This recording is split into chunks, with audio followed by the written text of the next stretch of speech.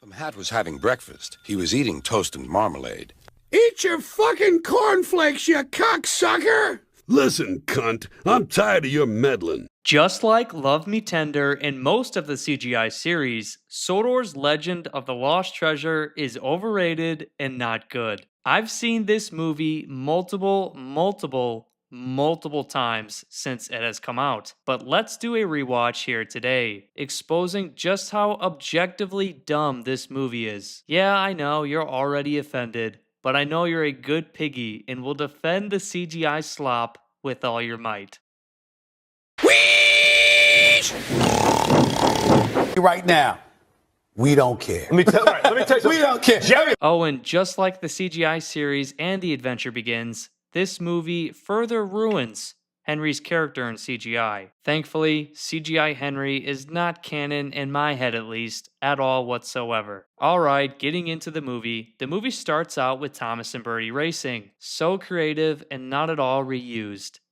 Yeah, no. And this scene shows off even more of Sodor's stupidity in the CGI series. Thomas and Toby traveling on the same track directly towards each other. The drivers, firemen, and signalmen, and station masters are useless in this era. Within a few minutes, we are introduced to one of the most annoying characters in the brand's history, Marion. She sucks and massively hurts this movie. So the small railway engines are introduced. With the use of what looks like fairy dust magic, Marion, being as stupid as she is, questions if the engines are even real, and if they're made of magic. She then comes to the conclusion that the little engines are indeed magical, and make your wishes come true. Oh, Donald and Douglas are back, but their only good appearance of the CGI series is indeed in this movie. You know why? Because they don't do anything, and it's not Love Me Tender or Emily in the Middle, which are both atrocious episodes. Mattel jangling keys, as usual. So we go from Thomas to Marion to the little engines to the branch line to Tidmouth Sheds and then to Knapford in less than 10 minutes. This movie's pacing is horrendous. Now we come to one of many terrible scenes involving Thomas in this movie, who is incredibly annoying, by the way. So Thomas is pulling the express coaches to the platform, and Thomas, being the fucking idiot that he is in the CGI series, runs away with them into oncoming traffic. Now, for the convenience of this scene, Thomas isn't coupled up to the coaches anymore, but he was earlier when he brought them to the platform.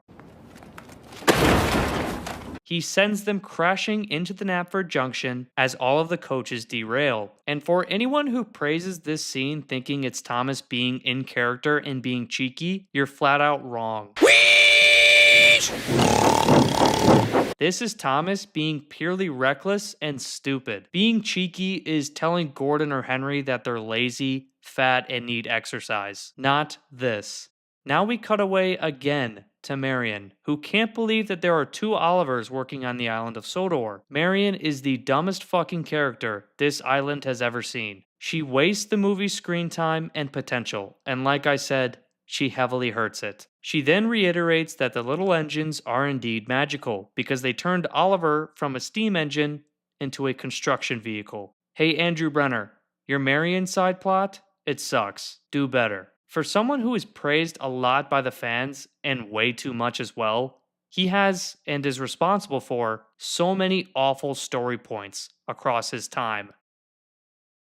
And for anyone who thinks Topham is out of character yelling at Thomas, I guess you just don't know the real Sir Topham Hatt. Thomas is whining this entire movie, and it should piss off Sir Topham Hatt. In comes Ryan, Topham's new tank engine. Oh, Andrew Brenner, you're so original. We've seen this before. We all know who Stanley is. Here comes Thomas, whining and crying for the second time, and this time it's to the little engines. Let's have a Thomas crying counter, shall we? Never Overlook a Little Engine is really bad as well. Nothing compares to the OG music from the classic series and how it was tastefully done. And if you want to talk about movies, He's a really useful engine for Magic Railroad is how it's done. The silly animation scenes are jarring and distracting. It really makes it feel like some Teletubby-ass toddler show. And what is this fruity-ass animation scene? You look at what Thomas was in 1984, and then you see this shit? Yeah, it's garbage, and it always will be. Here we have Thomas with flatbeds, not listening to anyone who is telling him to stop. The drivers, firemen, and signalmen and station masters are useless in this era. Thomas being a complete idiot is unoriginal and lazy, Andrew Brenner. It's already been done, and you already did it in this movie. Do you not remember the prior scene at Knapford Station? Thomas is a complete child in this movie and in the CGI series.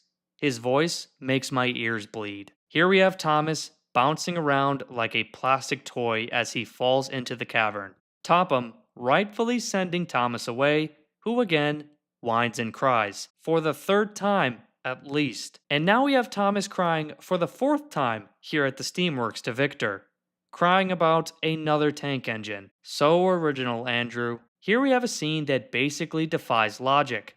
Rocky is stabilized into the ground that just collapsed, right next to the massive cavern, while lifting an entire pirate ship. Yeah, this ground should be collapsing even more than it already did, killing everyone around. Man, they really wasted the little engines in this movie, huh? Being scared of an annoying ADHD-ass character such as Marion. Again, who believes they are magical? Marion stopping Mike with her shovel is very hard to watch. The island of Sodor is just a massive fucking playground, as always. Half the time, the engines are traveling around with no trains, not doing shit. For the second time in 2015, we are ruining Henry's character in a movie. Time for Scared Henry. Let's start a counter for that as well. This time, Henry, the big, strong goods engine, Gordon's equal, is beyond scared of a tiny railboat. Thomas crying and whining moment number 5. So when Skiff goes back into the water, where the fuck do his wheels go? And how does Sailor John get them back on? Now time for some real mental fuckery. The bad coal causes sparks from Ryan's funnel to land on dynamite in his train. Now it only does so because it has to for the movie's lazy convenience. Only one crate of dynamite is opened up, and just so happens to be the one that is affected. Ryan shunts the trucks backwards, not knowing where they're going to go, like an idiot. Marion then stops the trucks, thinking it's something magical, of course. Then launches the dynamite into the air. After sparking the fuse, by the way, the characters play catch with the dynamite, then Marion sends the trucks back down the line once again towards Ryan. The drivers, firemen, and signalmen, and station masters are useless in this era. Now for some even more mental fuckery. Why does Ryan go backwards towards Thomas and the dynamite when he could have just moved forward a couple of feet? The scene between Thomas and Ryan makes you lose brain cells. Not only does Thomas send dynamite into the cavern, he sends it straight to where the ground was already unstable and collapsed. There should have been another collapse. Here we have Thomas whining and crying. Moment number 6. Or 7. I've lost count. Fat Hat should have only been harsher on Thomas in this movie. We are now over halfway into this movie, and Sailor John has not done anything. For those who say he is a villain, you're flat out wrong. He is a pirate who wants a pirate ship and the buried treasure. That is it. Gotta love a song about friendship with the franchise's best villain, I guess. Some people are really fucking stupid. So Marion of all engines finds the buried treasure, of course. Here's another awful Scared Henry moment. Scared of the railboat. Moment number 2. Such a great villain, falling over backwards in his own railboat, jumping up and down, crying over treasure. Yeah, he's not a villain. I haven't even talked about Ryan yet, simply because there's nothing to talk about. He's beyond a nothing character, even more than Stanley. So Sailor John breaks into Fat Hat's office. At most now, he's a vandal. And I am so fucking tired of the CGI series reusing lines from the classic era. It's the second time at least in this movie that they say Thomas's fire had gone out and there wasn't enough steam. And here we have another awful Scared Henry moment. And now the awful chase scene. How the fuck did Sailor John move this pirate ship away from the harbor? Not only that, he traveled with the ship up a hill and parked it. And then he kept the ship at the top of the hill as he was breaking into Knapford. Yeah, I hope someone down in the comment section can make sense of that. But I'm sorry to break it to you, but you can't. Whee!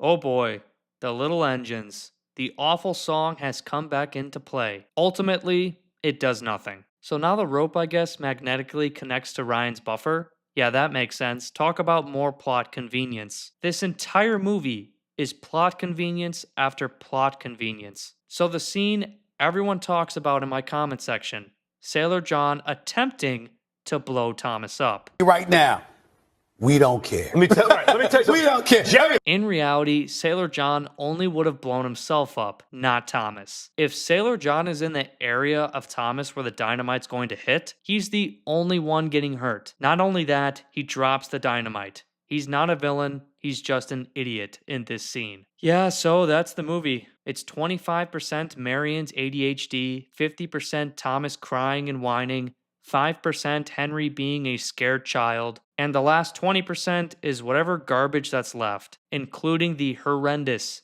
musical segments. This movie is filled with stupidity to accidentally move the plot and story forward. The biggest example is basically everything Thomas does, derailing the coaches to not listening to anyone around him as they tell him to stop, basically regressing into a dumber, worser version of his own character. Thomas is so beyond out of character in this movie, actually. It's painful to watch. Not only that, he's a legit child. This movie is clearly aimed at even a younger audience than the classic series. Its ADHD pacing says it all, along with some of the most childish dialogue that we have ever seen come from Thomas the Tank Engine. This movie is the equivalent of using a laser to keep the attention of a cat, and I guess for all you people, it worked. I can watch the classic series every day.